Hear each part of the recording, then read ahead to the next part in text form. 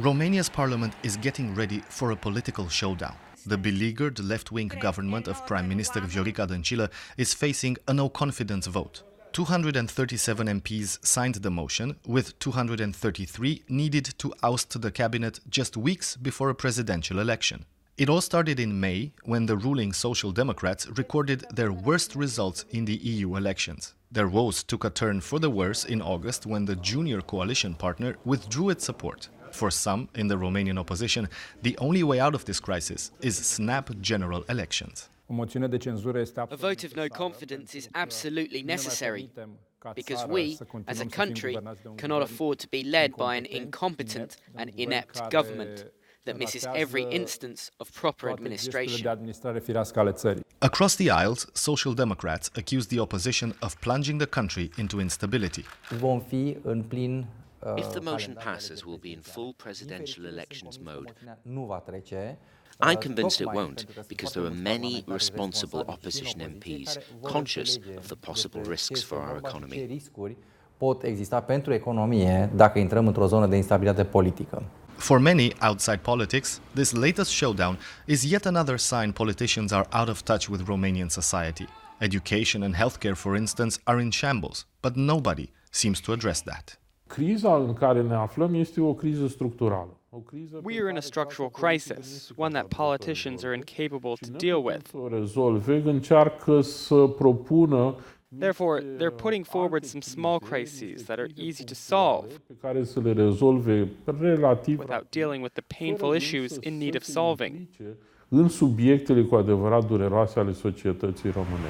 matter what the outcome of the no-confidence vote, Romania is headed for troubled waters, with presidential elections in November, local elections in spring 2020, and the possibility of snap general elections. Political rivalries are bound to get more fierce with each passing day. Laurențiu Colintinanu, Euronews, Bucharest, Romania. Well, joining me now is Kit Gillett, a journalist based in Romania who's been following the latest developments in this political crisis. Thank you for your time. This isn't the first time, the first attempt to oust the Prime Minister. What's different this time round? Well, right now it seems like the opposition do have the votes. In the past there was, as you said, a no-confidence vote earlier this year, and there have been several in the past, but they have never had that likely majority. Now, more than half of the parliamentarians and the senators did vote last week to have this motion.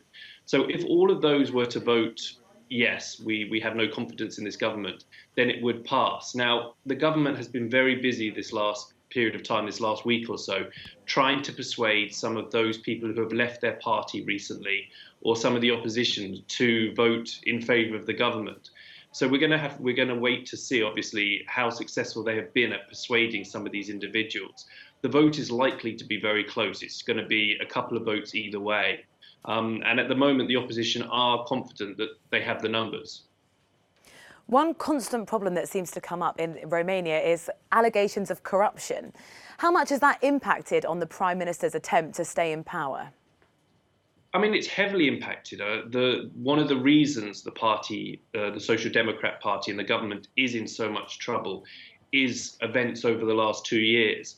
Now, since the last parliamentary elections, which were in December 2016, this government has waged what many in Brussels and many in Romania feel is kind of a war against rule of law, really. They have passed many laws, and they have pushed through many measures that weaken the fight against corruption, or at least many people here view that weaken the fight against corruption.